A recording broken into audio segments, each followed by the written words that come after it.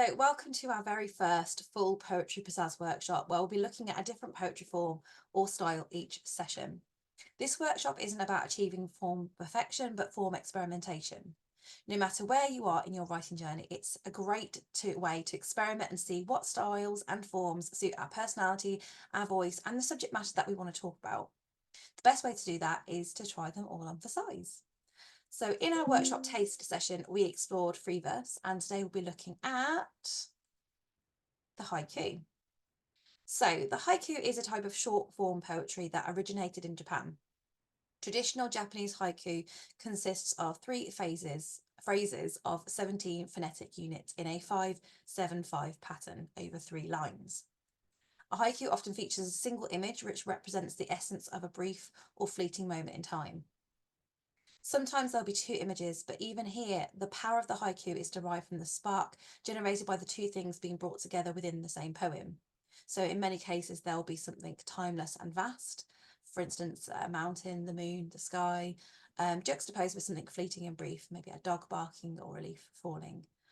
A haiku, or haiku as it's now known, was traditionally a brief preface to a longer poem called a renga, and its purpose was to introduce the seasons. So if your haiku isn't about nature, as some out there aren't, this will be classed more as a senru. Apologies if my pronunciation is not correct. So there we go. That's a little bit about the haiku, and we'll have a look at some examples. So this is one example that has been broken down into kind of all the different steps. This is Old Pond by Matsuo Basho. Old Pond, frog leaps in, water's sound. So often when reading traditional Japanese haiku, as we've just obviously read the translator version of that, you'll notice that it doesn't follow the 5-7-5 syllable formula. Although it does if we look at it in its original form, as shown obviously in this example here. So it's all been broken down, as you see, from the Japanese character writing to our traditional alphabet, and then broken down into those lines. As you can see, it fits perfectly into that formation. Also in terms of themes, you can see that this fits beautifully as a haiku because we have that fleeting moment in time, the fact that this frog is leaping in, and the reference to something within nature. We've got quite a few. We've got the water, we've got the frog. So yes, this is very much textbook haiku.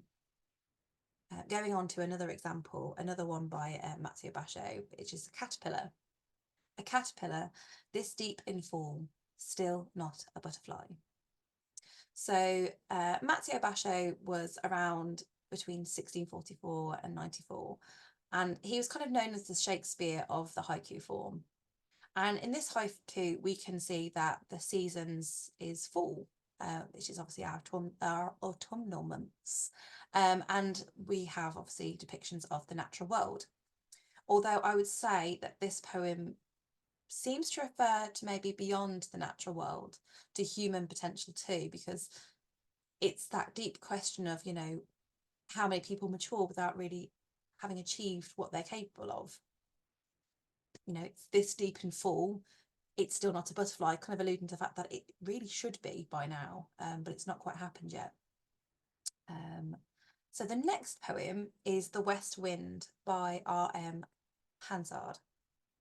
The west wind whispered and touched the eyelids of spring, her eyes primroses. So it's towards the end of the 19th century that the haiku began to become popular among English-speaking poets. In Britain in 1899, the Academy announced a haiku contest. There's lots of different pronunciations and spellings of this. Still trying to get my head around it all. And the prize was awarded to Hansard for this poem. It follows a syllable pattern to the letter, and it also features several different natural elements from the wind, the coming of spring, and the primrose flower. The wind being the central image, that natural image that kind of acts as a catalyst for the change in season. The next one is You Laughed While I Wept by Bertram Doble. You laughed while I wept, yet my tears and your laughter had only one source. So Bertram Dobell was an English poet, publisher, bookseller and editor who published Rosemary and Pansies in 1901. In that volume, he included a few of his own haikus. The form was so unfamiliar to English readers, he actually added a footnote explaining what a haiku was. Though a lot of people think that this poem is classed more as a senru instead of a haiku because its focus is solely human rather than natural. So yeah, take that as you will. The next poem is Amy Lowell from 24 Haiku on a Modern Theme. Sweet smell of wet flowers over an evening garden. Your portrait, perhaps? So Lowell too was drawn to Japanese forms, and 24 Haiku on a Modern Theme appeared first in Poetry magazine in June 1921. This is one of those 24 with the suddenness of the final line, which transforms the poem about a lyric from like a lyric poem about nature into more of a love poem, showing the potential of the haiku for arresting our attention and showing us something in a new light. So those were our poems. I want you to have a little think now, go back and have a look at those poems again. Which were your favourite poems and why? If you had one in particular, or maybe there was more than one. Have you actually written a haiku before? If so, how do you find it easy? Do you find it difficult? And 3, kind of what form of haiku would you most likely be interested in writing? A kind of traditional one about nature, or a senru, which is maybe a little bit more kind of about human nature and personalities and stuff. Before you kind of go on to writing, which will come on in just a moment, but we'll just go through a very quick breakdown of those rules of writing a haiku.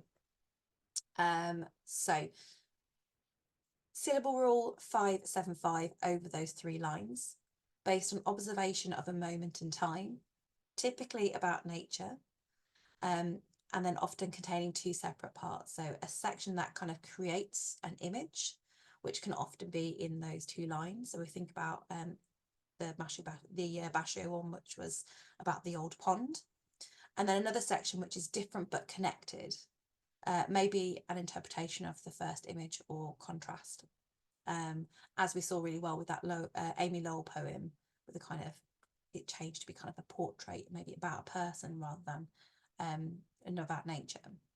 So those are the rules, and these are some of your prompts. I've kind of got a few different prompts there to kind of go down the route of the traditional haiku, or if you wanted to go through a senru.